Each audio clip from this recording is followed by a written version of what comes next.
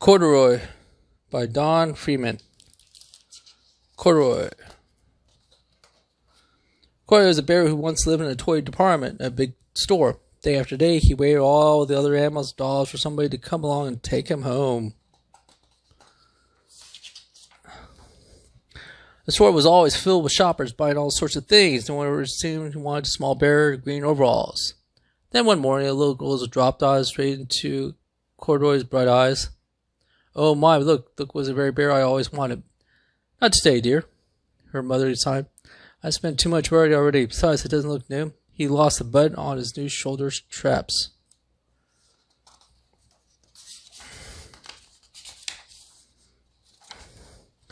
Corduroy watched him sadly, but then walked away. "I don't know, I lost the button," he said to himself. "Tonight I'll go see if I can find it." Late that evening, while the shoppers were gone and the doors were shut, Corduroy climbed carefully down his shelf and began searching everywhere for the lost button. Suddenly he felt the floor moving under him. Quite by accident, he stepped into the escalator and he went in.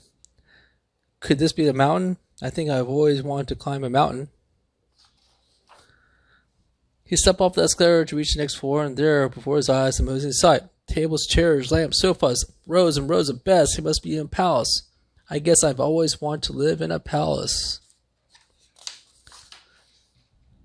He went around admiring the furniture, then his bed, and always wanted to sleep in a bed, and then crawl up a large, thick mattress. All at once, he said something about small, round. "Why, there's a button," he cried, and a trick picked up. "But look at the other buttons on the mattress." He tried to lie down right.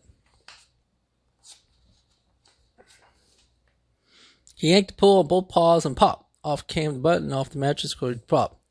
Bang the tall floor, he fell with a crash.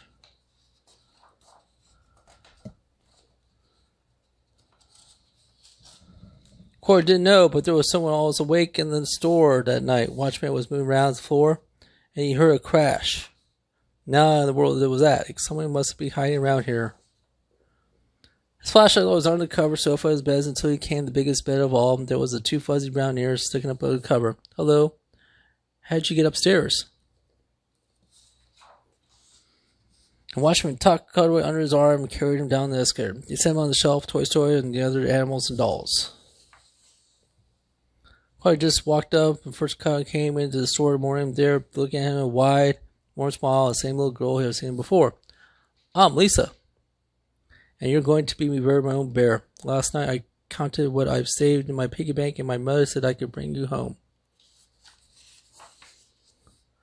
Should I put in a box for you?"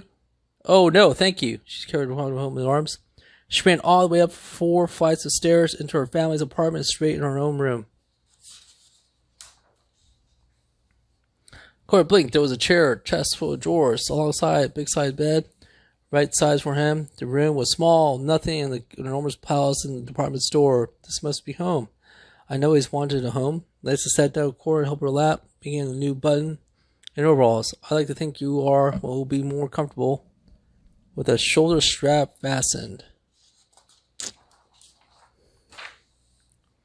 "You must be a friend," said Corduroy. "I've always wanted a friend." "Me too."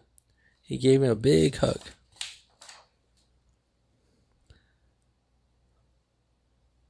Don Freeman wrote his first draft of the Conway in 1967. He went several versions of the manuscript of his editor with Viking Junior Books. And before the story was finished, his notes would help shape the final version of the book, which hold them into your hands now. This is an early draft of the manuscript from Anna's draft to Don Freeman.